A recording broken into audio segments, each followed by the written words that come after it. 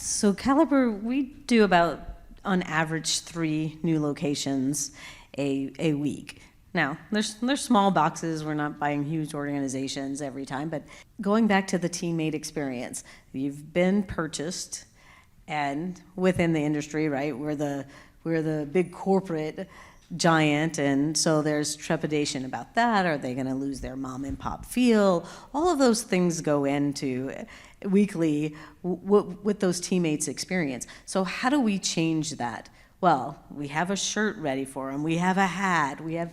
And if we can have all their devices, we can have their laptops and their cell phones, all of that goes into making that such a different experience for them, so that they feel like, well, they really had it together. I feel like a part of the company from day one.